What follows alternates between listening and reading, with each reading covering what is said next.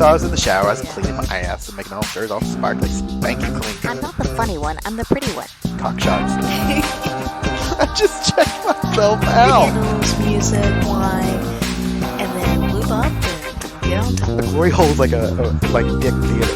I've imagined your family. Which means your pants had better come off. Mama needs playtime. I think We're not sluts. we just love love.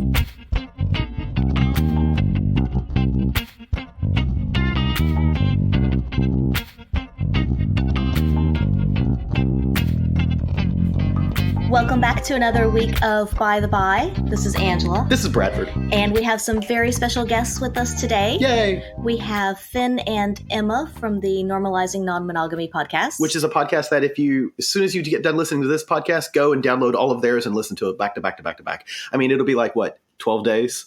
It'll be a long time. It's 14 days, actually. I just checked. I mean, the amount of information, though, that you would learn from those 14 days, you would get a PhD. It's at least one day worth. You would have a PhD in sexiness. So you should do it. That's the whole point. Yeah. Your master's degree in sexology. Well, thanks for having us, by the way. Yeah, We're excited thank you. to chat with you. Yes, thanks for connecting with us from half a world away. Yeah. It's almost exactly. Yeah. Yeah. So as everybody knows, we're in Australia and they're somewhere in the middle of the US. So yeah, it's always neat when technology allows us. Anyway, this is not a technology podcast. I'm just amazed by it. I can see their faces. Thank God, because it took the last hour to get the technology working. So we should brag about it. We should talk about it. Because we made it work. Yes. We bent it to our will. Uh-huh. Yeah, so we've brought Finn and Emma on to discuss a topic that is one I think we could talk about for days, but we're going to discuss single men in the lifestyle. Dun dun dun. And I expect this to be like a part 1 because I feel like we'll talk about this over and over and over again. Could be. But it's something that we've talked about, both just Angela and I, and then also with friends like Finn and Emma, and then with other folks and podcasters. And it's something that often comes up, and I think it's something that a lot of people don't want to talk about because I don't think they necessarily know how to talk about it. I don't know.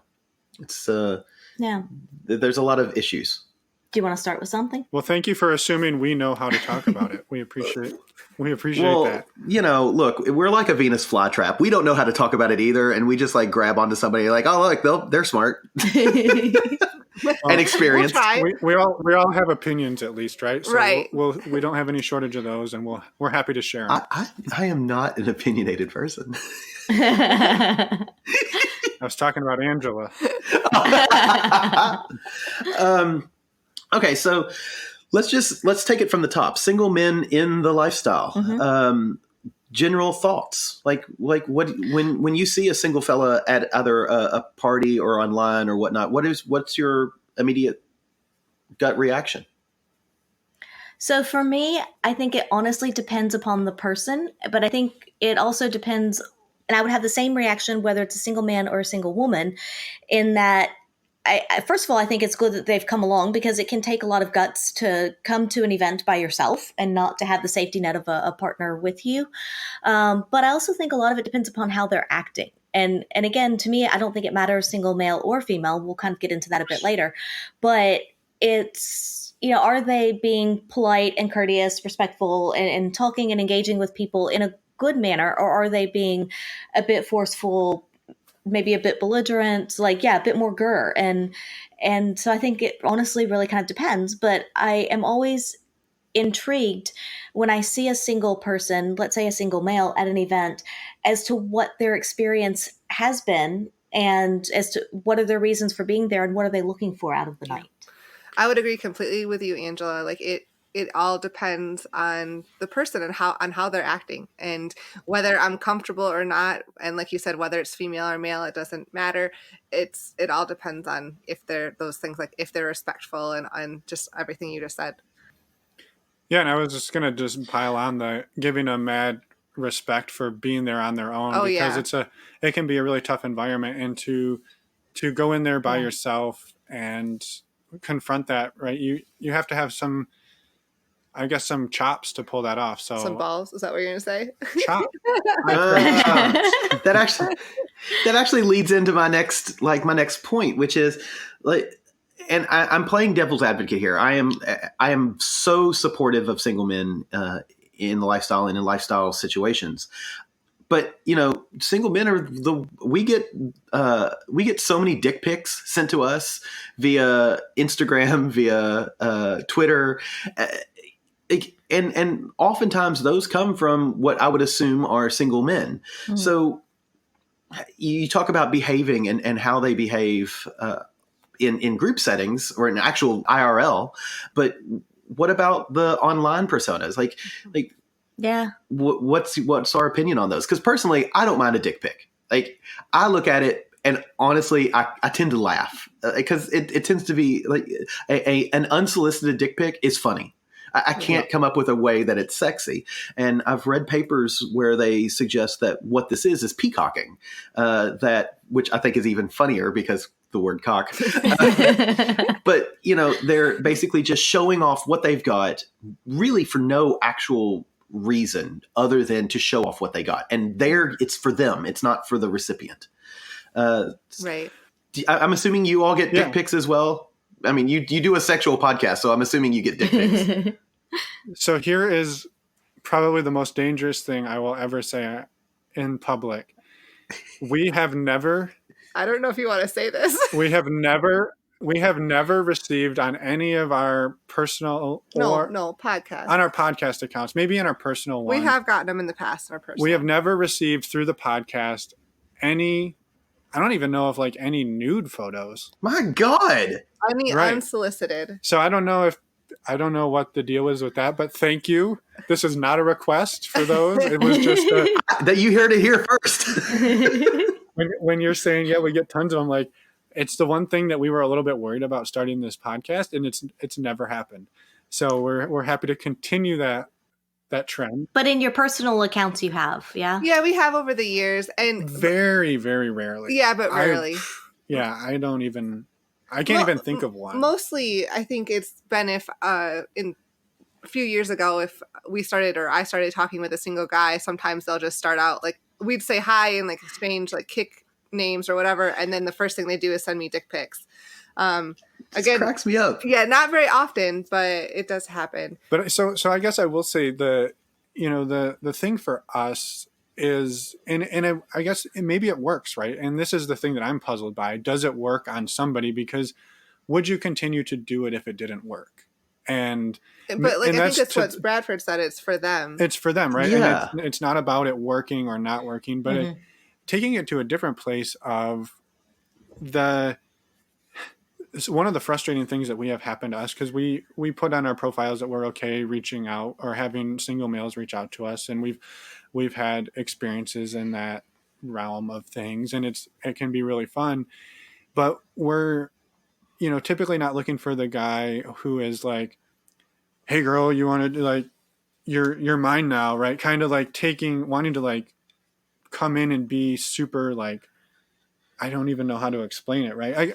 I will give a really good example. We recently had some messages come to us on one of the dating sites that we're on, and the guy looked great. Pictures were great, seemed respectful. He's all the things. I'm super educated, all of these things. And then he sends us a message. It was a nice message. We responded, and his message back was, so are you guys into DP or DVP?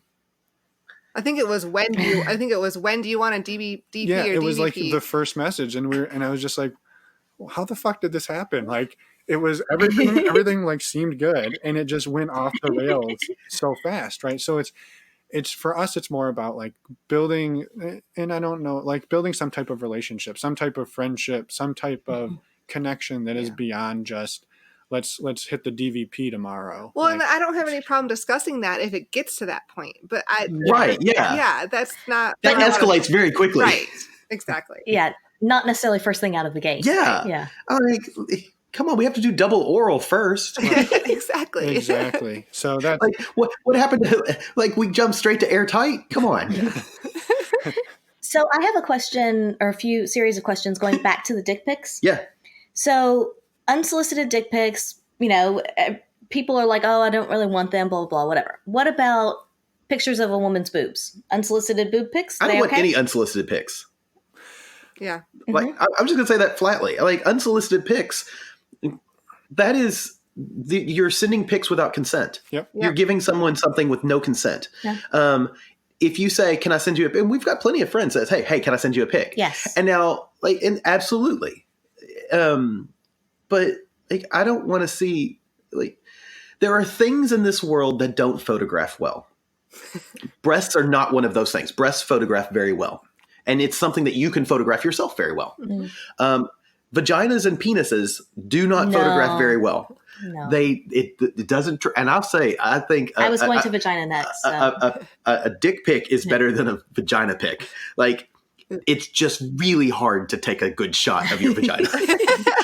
What are you going to do? Set the timer and then squat over the camera? Like, it doesn't work. And occasionally you'll get on Grindr and whatnot, and we've gotten this on Twitter, pictures of guys' assholes, which is another thing that is very hard to take a picture of unless you have a friend. But then if you have a friend taking a picture of your asshole, you probably don't need to send it to me. Yeah, and again, I for me, it's so easy to say, hey, would you be interested in a picture? Like, can I send you a naughty picture? Yeah. And chances are somebody's going to say yes, right? I mean, pretty good odds. Even if you don't want to see it, you're curious, right? So they're probably going to say yes, but you don't have to surprise people. That's my 2 cents. Just don't surprise me with it. Yeah, I agree. Well, also because if you surprise me with it, I could be on the bus or on the train and there could be people looking over my shoulder. Whereas if you give me a heads up, then I'm like, okay, I need to turn my phone away a little bit. Yeah, which reminds me of a meme that I saw the other day. Yeah. Or like hanging out with your mom or something. Yeah. Hey, Mom, what'd you think of this dick pic? Your mom's like, I'd ride that. You're like, what? Reminds me of a meme I saw the other day that I saw this really inappropriate, disgusting guy who was watching porn over my shoulder on the bus today. It took us it was a satellite delay. What's really great is you can actually see the light bulb go off in both of their heads. It was headlights outside the window. I want to make it very clear that I don't think unsolicited dick pics are restricted strictly to single men. No. But dick pics are restricted to male-bodied people. But you probably also want to confirm that you don't think vaginas are ugly for anybody who misconstrued that. No, but pictures of them can be. Correct. Yes. Vaginas are amazing. But like, I want to be there. Like, it's like theater. I'd much rather see the play than watch the movie. So I lost my train of thought completely now. Thanks a lot. Yeah. Good job. You're welcome. I just didn't want any of the female body people thinking that you were shaming their vaginas. No. No, there's no. Because I know you well enough to know that's not your my MO. Yeah. No body shaming. No, God no. Just picture shaming. You were talking about porn on the bus. Thanks. Yes. You betcha I was.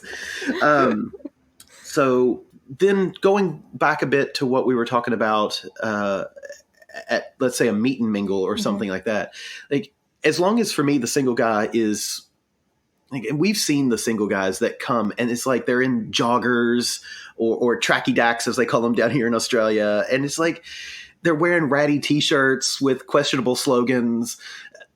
Make an effort. Yeah, you're trying to pick people up. And I think that goes across the board for anybody who goes to an event, is you're trying to pick someone up, make an effort to look halfway decent. But I think that's something interesting that we've seen more often than not is if you have a single male and a single female, statistically, if one of them is going to be dressed poorly, it's the guy.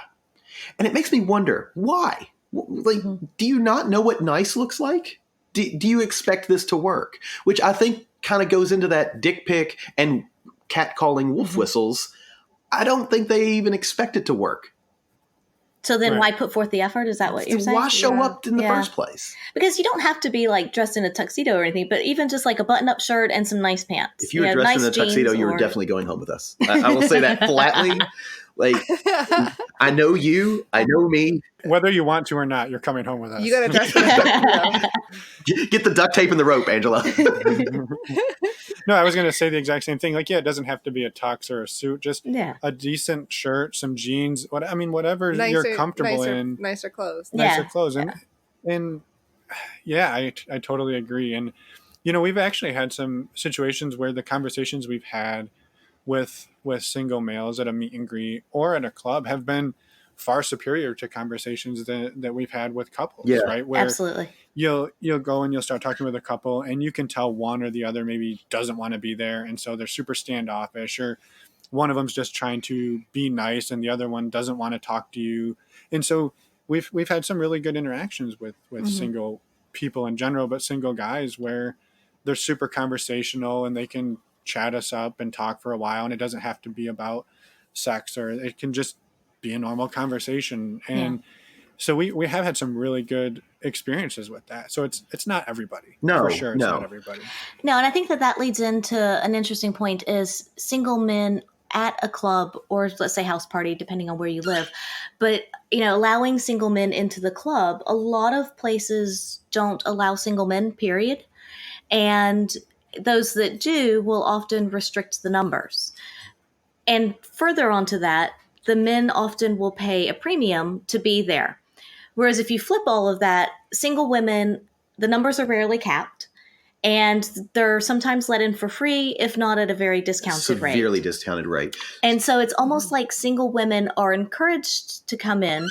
Single men are not encouraged to come in when they're allowed. But that also sort of makes sense. I mean, like, I can see, I honestly think that you're much more likely to have a single man want to come to a sex party, swing party, whatever, over a single woman, because you look at the way society is right now. I think the first thing that is going to be questioned is the single woman's safety. Mm-hmm. And so you're trying to encourage that. So I get that. So I guess then that leads us into this question. Should single men pay more? Should single women pay less? But let's go back to the safety aspect in that if you're a single woman and you're looking to find someone to have sex with that night, and your options are to go to this club or party versus going out to just a general nightclub or a general bar and picking someone up, which one is going to be safer? And I would argue that realistically, your chances are likely to be safer at a club or a house party where you do have a lot of couples and a lot of people that are just looking to strictly hook up, and that's really about it.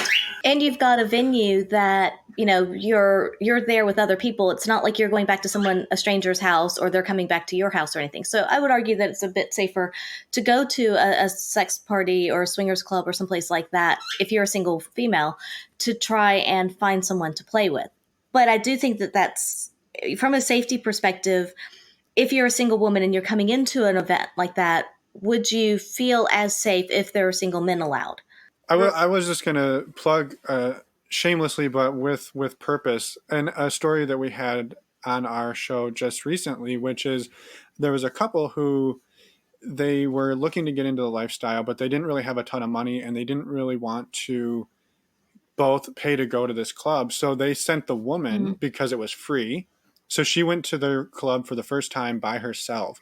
And she said she felt hands down safer there than she ever felt anywhere at any bar she's ever been to in her life. And there were people having sex all around her. But she said they had emailed the club owners beforehand and said, this is what's happening. And they met her there. They showed her around. They introduced her to people. Those people watched her back. And so she felt like she had a community around her. And she said, it was safe. She felt safer and more welcome and secure than she ever felt going to a bar on her own, or even with her husband outside of that. So I think for people who are listening that are thinking like, it would be unsafe because it's a sex club, it's probably quite the opposite, because people are much more tuned into that safety and security, because if you're not, you're not allowed. It's not going to work, and it's going to be shut down pretty quick. Yeah. And I think what you said too about it being a community is it very much is a community, and whether people at the club knew each other before or not, there's still that sense of community once you're there, and it's a bit self-policing. People do look out for one another. Yeah. And that's what I was going to say. Like, if I were a single woman going to a bar trying to hook up with somebody,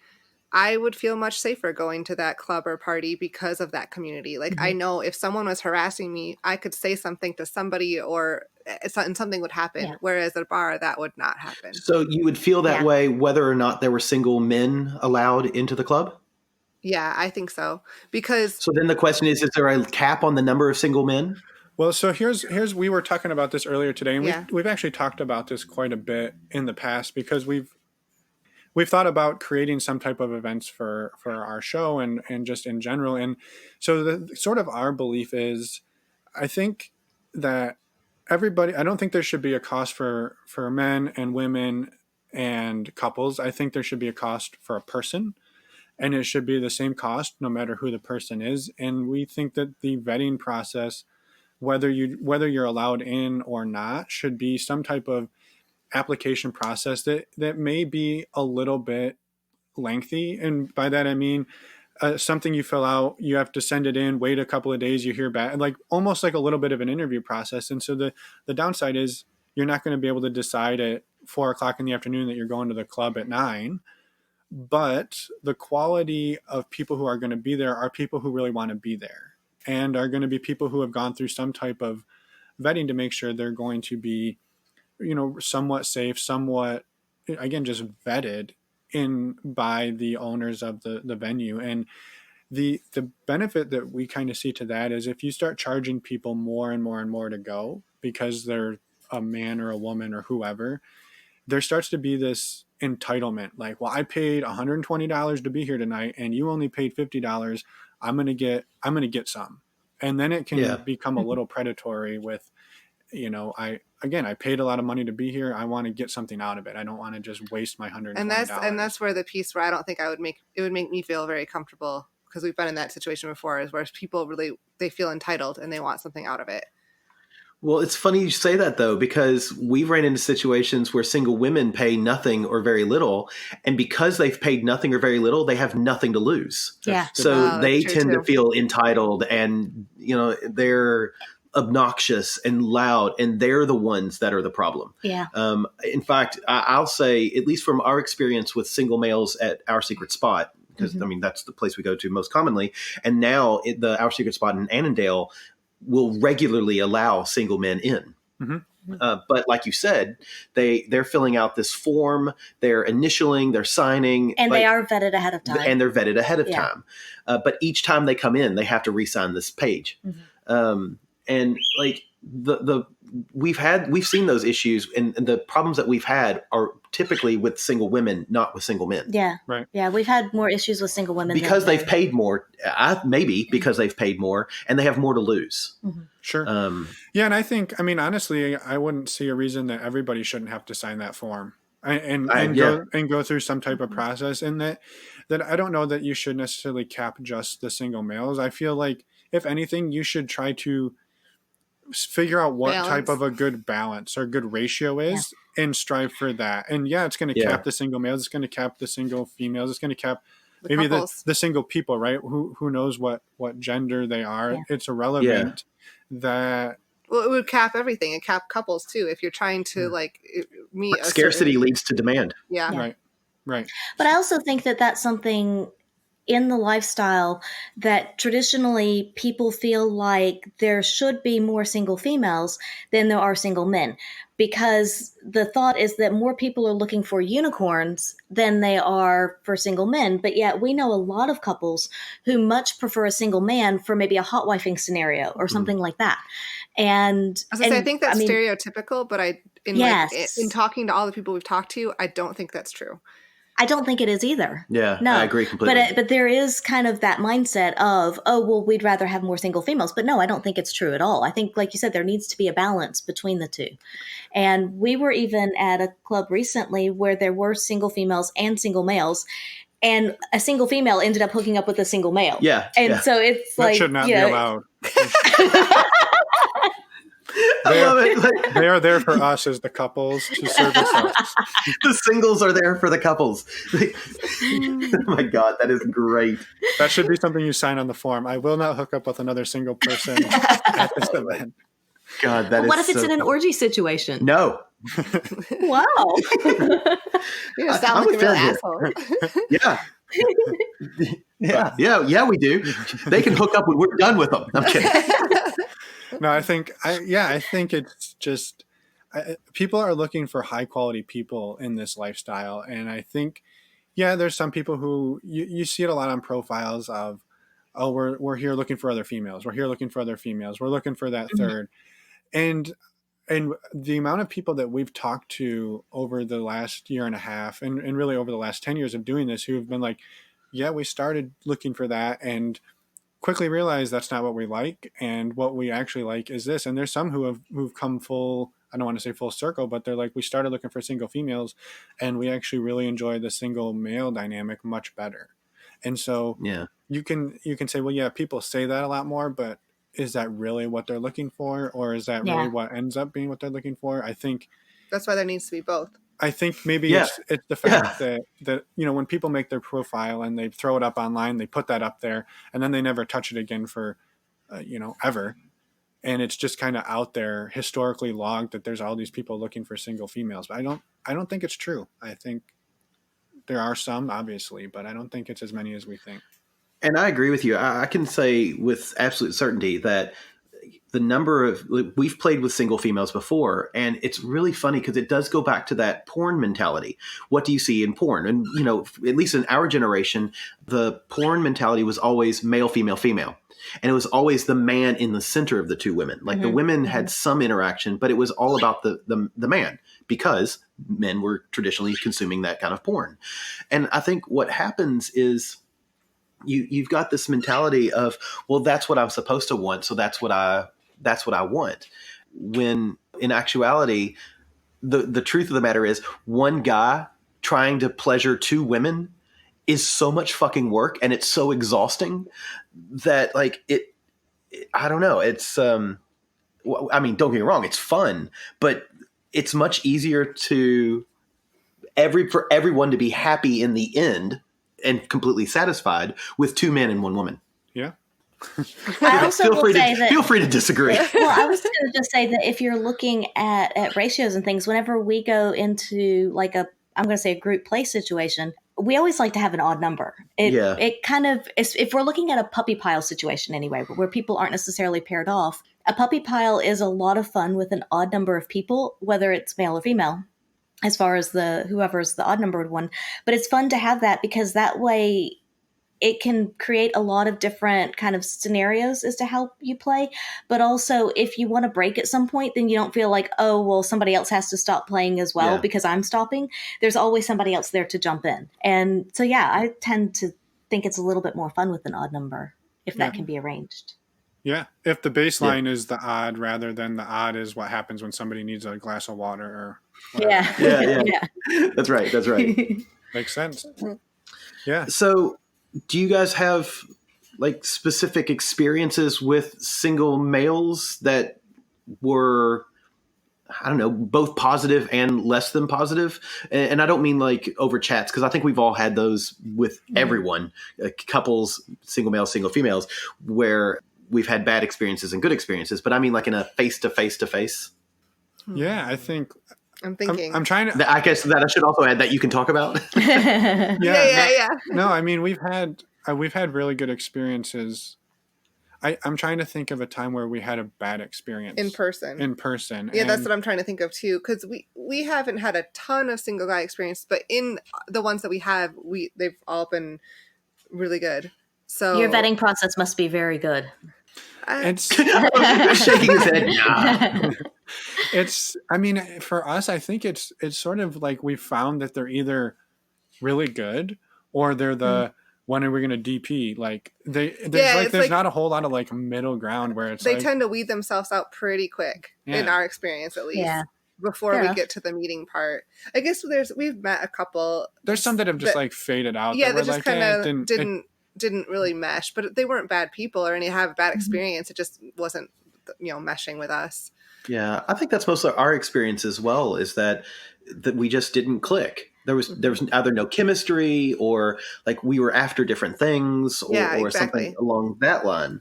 I was going to say, the times that I can think of that single males have fallen off, so I don't think we've had any bad in-person experiences. But like you said, sometimes they fall off the radar because your styles don't match. Maybe there's just not the chemistry to keep conversation going. The other thing that for me personally, I really don't like is I don't like a very pushy person. And that goes for, we've had it most with single men, I would say, than with couples or females, but people who are like, when are we going to meet up? When are we going to meet up? What are you doing? You know, da, da, da. And it's just like, we all have lives and we have busy schedules. We'll get there. Like, let's work on this. But when it's like every day, like, are you free? Are you free? Yeah. Can we meet up? And it's just like, no, leave me alone. So that's the point. That's one place where I will be like, no, I'm done with you. This isn't going to work. Yeah. But I'd say we've really only had that with a couple of individuals. Yeah. Yeah. Yeah.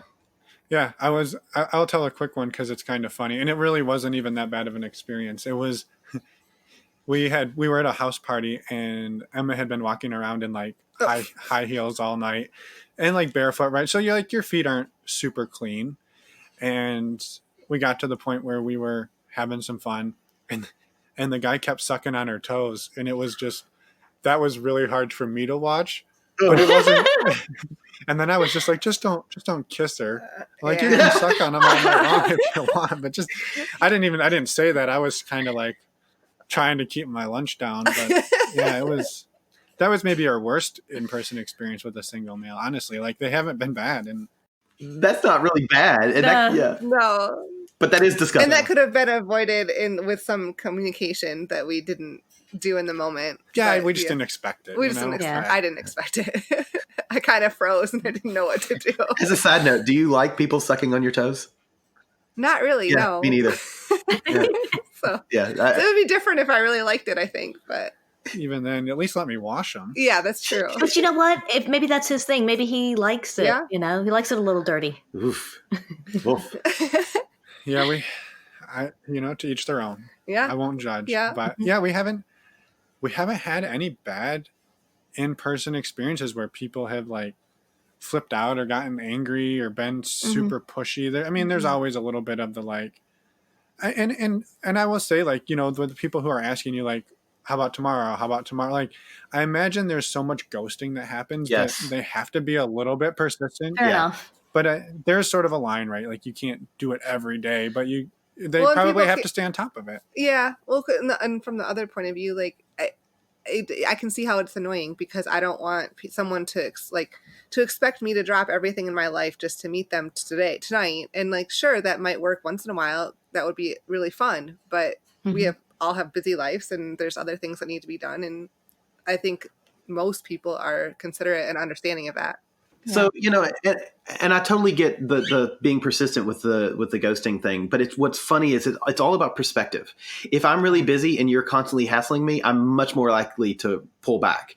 But that person may not be as busy. They might be having maybe a down day at work or a day off or something. So it doesn't feel like they're really being aggressive.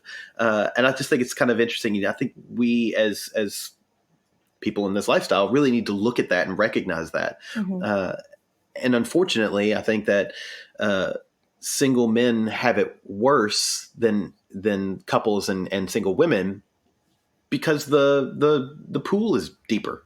There's more of them. Yeah, and there's a little bit of a stigma too that it's like, yeah, I guess to your point, there's so many of them out there that if they're not doing exactly what you think they should be doing, you're like, next one. Yeah. Next one, right? But there's always another one. Right. And I think on the single female side, people probably are a little more lenient. They're like, well, yeah, she burned our house down, but you know, but God, she's hot. She's pretty hot. She's pretty hot. Let's give her another chance. Burn the house down because she's hot. Yeah. That's right. Yep. Yeah, we'll give her another chance. We'll give her another chance. Yeah. You're right. Yeah. But you're right. And that like you said, Bradford, I think it does come down to the fact of how big is the pool and what do you have to choose from. And when your pool is a lot bigger, you can be a lot choosier. Yeah. And I will say too, like, and not that we're like easy, but the bar isn't that high to like create communication and just have a conversation, right? With us, we're not expecting Mensa level let's just chat and have fun, a good conversation about life and some common interest. And it's, you know, just sending a message every 30 days and being like, hey, like, that's probably not going to work. Oh my God, the number of hays that we get.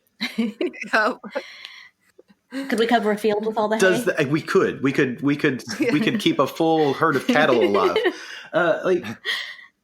Why do we start these conversations? And you can always tell like how serious they are based on the number of Y's that's after it. Because if it's like, hey, H-E-Y, it's like, okay. But if it's like H-E-Y-Y-Y, like, hey. And then you've got the H-E quadruple 12-6-Y, which is like, hey. And like, what? Does that ever work? Does it? Right. Is that the new hello? It must. I don't know. Yeah. I would say the other one is communicating with both people, right? And not assuming that it's just her. And I mean, and some people that works, right? And I think there can be a point where you're like, hey, yeah, feel free, talk to whoever you want. But if you're a couple on one of these sites, like if the message is like, hey girl, you want to meet up? And it's like, there, you kind of have to remember there's two people there. And it's not like you need to be like, hey sir, may I have permission to talk to your wife? Like it doesn't have to be that extreme, but hey, how are you two doing? What are you two into? Like, well, establish some sort of relationship with both, with the three of you. And then what we've done in the past too is then like once that's happened, then it, I will chat with just the guy sometimes or whatever, depending, or you will sometimes. And that's, we all establish that's totally fine. But we get there, we don't just assume that. Yeah, right, exactly. Yeah. And we've had people that will start a group chat with. So there'll be all of us in the chat, and then all of a sudden I'll get a message from the guy separately. And from the very beginning, I'm like, no. Like I want all of us to have some kind of rapport first before we split off. And in fact, I actually don't really like ever splitting off. No. I would much rather just keep it all of us. And, if Bradford doesn't need to be involved, that's fine. He doesn't need to be involved. I just ignore it. But at least it's there. And because even though we do talk about everything and I share it all with him, I would still rather just make it super transparent and have it all there. And so, I always tell them if they try to split off to a separate conversation with me from the beginning, I'm like, no, I would prefer this to be in the group chat. Let's take it back there. Because I don't know. I just feel weird, like having that from the beginning. Like, I feel like we're excluding Bradford immediately, and I don't want that. Yeah. I want you to be part of it. All by myself. Yeah, and again, there's some people who are down for that, and that's cool. I think my advice, if we were giving advice to single males, is don't do that out of the gate. Let the couple lead it. Yeah, let the other person lead it. Yeah. Well, and understand, like, learn what their dynamic is before you make any assumptions, because it could be a lot of different ways. So, all right. So if we are doing this advice for single fellas. We'll start with learn. I think that's perfect. Learn the dynamic of whoever you're approaching, whatever, if it's another single, which remember that's not allowed. Or if it's a couple, learn their dynamic before you let them lead. Maybe you can push a little, but let them lead. We also have wear a button-up shirt. Make an effort to look respectable. Polish yourself. Yes. It can be a polo. Yeah. It doesn't have to be a full. Polos have buttons. So do Henleys. I learned this recently. What's a Henley? What? I don't know. I know more about fashion than you do. That doesn't seem right. It doesn't look like it. I mean, just for listeners at home, that was a good burn, by the way. He's wearing a really nice jacket. It's a down jacket. It's one of those really like tight down ones. I love those. It's a good look. But then every time you stand up, you're wearing underwear. So it's like this full. You've got a t-shirt, which I'm assuming is a short sleeve t-shirt, and a down jacket with a hood. Thank God it's not up. And then turquoise boxer briefs. Yeah. No pants. Yeah. No pants. I told you I knew more about fashion than you. So single men, don't follow Finn's. Also, we just looked up what a Henley is. Oh yeah, I've got some of those. It's a long sleeve t-shirt. It's a long sleeve t-shirt, but it has the 3 buttons. Yeah. Like a polo Yeah. does. Yeah. But without the collar. So again, you don't even need buttons. Just look nice. Yeah. Okay. Fine. And you don't. Sure. Just dress appropriately. How about that? Yes. Yeah. Next step. Avoid the hair. Maximum of 3 Ys at the end. Exactly. Maximum 3 Ys. Yeah. You can go, hey. You can actually start with, hey, just include something else. No dick pics without consent. Before you send any clothing optional pictures, you must have consent. I think that's just good advice, period, for everybody. That's for everybody. Yeah, I would agree. Yeah, and then opinions on our end. These aren't necessarily advice, but you shouldn't have to pay more to be at a club or any event. You should be vetted based on who you are, not how much money you can afford to pay. I agree with that. But again, they might not be able to control all of that. I'm not saying that's something that they can control. I'm just saying that's for facilitators out there who are listening. I tend to agree with that 100%. I think I honestly, and you feel free to disagree with this, I honestly feel like single women, because of the scarcity, maybe should pay less. I don't know what that actually looks like, but single men, I just think that everybody should have and this is no matter gender or number of people, a one strike rule. One strike and you're out. Like, that's it. Yeah. One of the things that a lot of the gay saunas here in Australia are doing is they're taking pictures of your license. So a lot of the bars do that as well. So that they scan your license, take a picture of it, and it goes to this database. And then everybody pays for this database. And if you've ever had a bad experience, or if a bar has ever had a bad experience with you, they can prevent you from coming in. Or had to kick you out, I think. Or if they've had to kick you out or something like that. I don't know how they can prevent you from coming in. I think that, like, this whole, I don't want to give you my ID, I don't want to give you my information. It's not so that the clubs can use it against you. Mm-hmm. It's so that they can protect you. And I also think, so going into that, a lot of people, when they do go to a club, may give a fake name or email address or something like that that's not identifying. And I don't think it's a bad thing, like you said, Bradford, to have a database of people, of real names, real information, but that's only for club use. And then once you get in and you're introducing yourself to people, of course, use fake name, use whatever. It doesn't matter at that point. You know, you can be whoever you want to be inside of there. But I do kind of agree with the fact that there needs to be some kind of accountability on a real level, whether it's for a single or a couple even. And because I think that does protect everybody inside the club as well as the club. Mm-hmm. I would like to see more of that. And I would, like I said, I'd like to see more of the one strike and you're out. If you break a rule, you're gone. Mm-hmm. Then that's it. You're not welcome back. So going back a ways, Finn, to what you were saying about having people fill something out, days ahead of time, etc. I also think that depends on where you're going and what the market is, because I know house parties will often vet people ahead of time. Some of the clubs that we've been to in the US and in Europe, different places around, some of the clubs will make you fill something out ahead of time and you have to send it in. I think it's at least 24 hours before. And so basically you have to be registered on, some level. They have to register you, whatever their process is for checking things. But then, and that's good. And that's good in populated areas where you can do that. But if you're in an area where it's not very populated, or you rely a lot on tourist traffic, or, people visiting, I'm going to say tourists, but people visiting from other cities, other states, countries, whatever. If you're relying a lot on that traffic to get people into the club, that can make it a lot more difficult, because while we plan to go to a club when we're traveling, a lot of people don't. They may be like, oh, hey, we're here, there's a club, let's check it out. So that makes that pre-vetting for a couple in particular, that makes that a lot more difficult. In that now you're relying on people to actually do their homework and to plan on coming before they travel or while they're traveling, where internet may or may not be as accessible. So that does make it a little more difficult to vet if you're in that kind of environment. But if you take ID, that is vetting right there. Sure. If somebody is not willing to give you their ID, they have too much to hide, or there's no investment. There's nothing for them to lose. So money is, for some people, is easy. And we've seen that at clubs where couples come in and they're loud and drunk and not following basic rules, like don't take drinks upstairs, like, because they've already paid their $150. And for them, that's easy. Yeah. But if if we've got a license or some form of governmental ID, like, that means that, like, they do have something to lose now. Mm-hmm. Right. Yeah.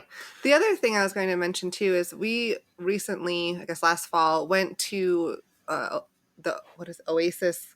What is it called? Oasis Aqua Lounge in Oasis, Toronto. Yeah, Oasis Aqua Lounge in Toronto.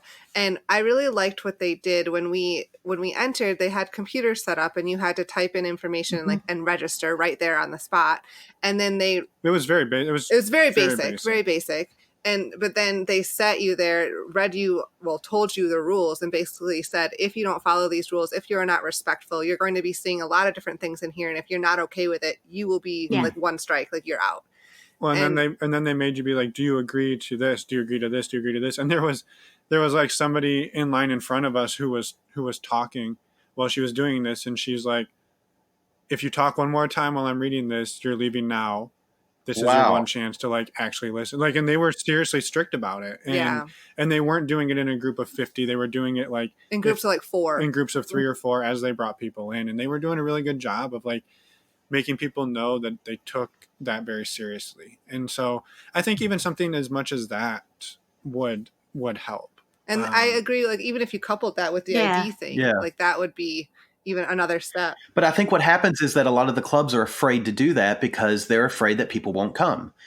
I think that there's already a scarcity of clubs. Yeah. Mm-hmm. So people will come because that's what, I mean, again, if you sell it as I'm doing this for everyone's safety. Mm-hmm. Also, I'm just looking up this Oasis Aqua Lounge, and I'm like, when can we go to Toronto? Yeah, for reals. It's a pretty cool place. Yeah, it is. Also, is Toronto ever warm enough to be outside naked in a pool? The pool is super hot. It's like basically a hot tub. Oh, okay, good. Okay. Because I'm looking at these and going, these people are super naked, and I've been in Toronto in June, and I'm like, there's like 2 days in June that it's warm enough to get into a pool. But it's heated. It's a really cool place. I was going to play devil's advocate on Angela's point about people coming in from out of town, in that if you're one of the regular patrons of a club, that you may feel safer knowing that the people who are coming in from out of town have looked into it a couple of days ahead of time, have considered what they're doing, they're thoughtful about it. They're not just out drunk one night and like, we're going to the swingers club, and then they roll up in there and they're, that's sort of maybe the thing that you're combating a little bit. And we ran up against this when we were thinking about going to a club in New York City back in October, and some friends even invited us to it. So we were like referred to this place, and then we each had to individually fill out it, like write an email to the owners answering all these questions. And then it was like, depending on how long of a wait it is, it'll be, 5 to 7 days before we can respond. And they got back to us in time. But it was like, it wasn't that much time ahead of time. Yeah, but it was like it took them a couple of days, and it was just enough to sort of dissuade people who were, I guess, maybe not genuine about it. And I think that's the concern, and maybe even more so with people coming in from out of town, because it's not their club. They don't feel ownership of this place or these people, and if they make a total ass of themselves, they're probably going to be on a flight out before too long. And so I guess I see the point, but I also see the flip side of, I think you're trying to protect somebody's space, and But I think there's a balance between doing that, because yes, you obviously you want it to be safe, and you want to have good people there, but at the same time you want to be open and welcoming to people who are maybe just starting to think about this and explore, and maybe just want to check it out and see what it's all about. Yeah. And and for some people that's a scary thing to commit to, and so it may be a bit more of a last minute decision. But maybe in that case, you kind of commit to that, and then I don't know, like it's a hard balance between being open and welcoming to people, but at the same time having some kind of measure set up to protect the people that are in there. It's again, it's not an easy answer, right? If it was, everybody would be doing it right, and maybe there's doing it the same, or doing it the same, and maybe there's some type of, when you give people a tour, right? If this is their first time ever coming to your club, you give them a tour, and the person giving the tour has some questions that they ask that are a little bit vetting and kind of, weeding them out, and that they have the right at the end of that tour to be like, I don't think you guys are going to be a good fit here. I don't know. I don't have an answer It's just hard too, because if you look at it from a business standpoint, like if you're turning people away and then they go online and badmouth your club too, that could also look bad. It's hard. It's really tricky. And it's quick. It happens quick. Yeah. Because I know, Our Secret Spot suffered from that. They had one guy who wrote a negative review on Google, and then Lawrence responded to it. But then the guy went and changed edited his original review so that it looked like Lawrence was a lot more aggressive and his response was inappropriate. Mm-hmm. So I didn't know that you could even do that. I didn't know you could either. I assumed that once somebody responded to you, that you couldn't locked. Change the original, but you can. That's kind of fucked up. And it's fucked up, and it's it's unfortunate because if you're a 5-star place, all it takes is 1 star, somebody giving you a 1-star review to really drop your your total average. I think the ultimate point that we're trying to push for is that we shouldn't be selecting people based on the amount that they can pay to get in the door, and finding ways to do this that aren't sort of creating a caste system. And that's in our opinion what in an ideal situation would be, that the people are treated equal on a financial front, and that there's a different way of vetting, whether it's tours or interviews or whatever type of thing works for you. That for us, it being a financial differentiator, we don't like that. Yeah. I mean, and I totally appreciate where you're coming from. But isn't that true isn't everything already like that? You look at the restaurant business, there is a bit of a caste system. Mm-hmm. There are, and the Michelin starred restaurants that you go and 2 people will be $1,000.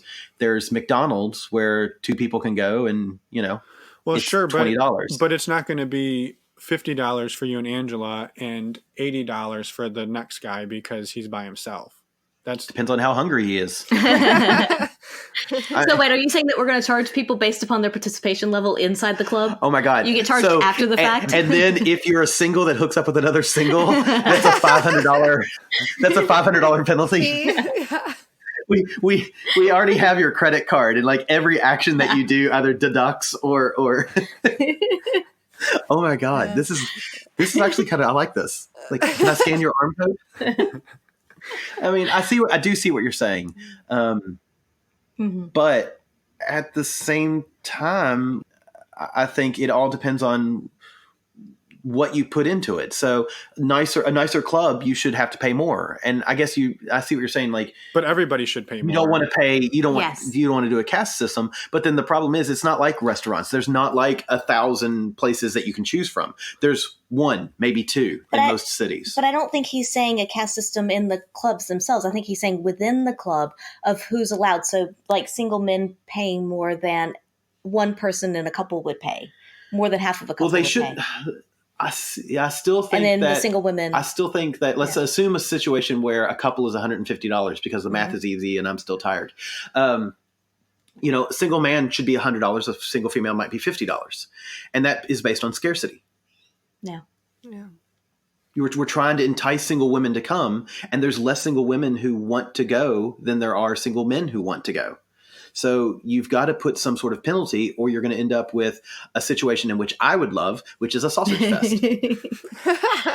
Yeah, Bradford's club is $5 for single males. $5 foot long. He's paying $20 per single male, and single females are $300. I think it's. I don't think there's an answer. There's not an answer. I mean, I don't think there's a good answer because, again, you're in a situation where you have a limited number of locations for people to go, period, a very small number. And then you have 2 groups of people, one who we feel need to be coerced because they're the desired ones, air quotes, for people at home. Then you have a group that is really excited and more likely to go, who actually might be the actual really desired ones, but nobody is willing to admit it. So there is no solution. But if you are a single male out there, find a place to go and present yourself well. Yeah. We'll take you home. All right, and I think on that note, we're going to wrap this up. Wrap this mud up. Yeah, we want to. No, we really have kind of diverged from the single males, but that's okay. I think all in all, I think we all agree that single men are important to the community, yes, important to the lifestyle, and we want to see more of them between our legs. Yeah. Absolutely. Even Finn's agreeing, right? I'm nodding in agreement. He's nodding. He's not disagreeing. So there you go. And not necessarily between your own legs, but maybe between your partner's legs. Yeah. Correct. Yeah. Yeah. See? Yeah. And I think we covered a lot of awesome ground. So thank you for having us on to do that. And even though we may have some differing opinions on things, I don't hold a grudge. No, the best part is we can have differing opinions. I think that's healthy. That's good. That's the whole point. And still be friends. I think we're still friends. That's the point. That's right. Yeah, and we're not frenemies. I actually do like you. That's good. At least while the recording's on. I mean, I will cut you down, man, but not on the podcast. Yeah. Not like last time. Yeah. So we would like to thank you for coming on and joining us. And again, listen to Normalizing Non-Monogamy. Where can they find you all? NormalizingNonMonogamy.com. Or anywhere that you can get podcasts. Really. Yep. Yeah. They're also on the Twitterverse. Instagram. We don't post a lot, but we are on there. Yeah, we're there. If you tag us in something, we'll see it. And we'll probably heart it. We'll hit the heart button. Yeah. Thank you for having us. It was a blast chatting. A huge thank you to Finn and Emma from Normalizing Non-Monogamy. It was such a pleasure and a joy to talk to them today. If you would like to send us questions that you would like us to talk about, you can feel free to email us at theatomsoflove@gmail.com, or you can find us on one of our socials. We are at By the By Podcast on Facebook, on Instagram, and on the Twitterverse. Help us out, support us at patreon.com/By the By Podcast. There's all different levels that you can join at. And we'll see you next week. Thanks.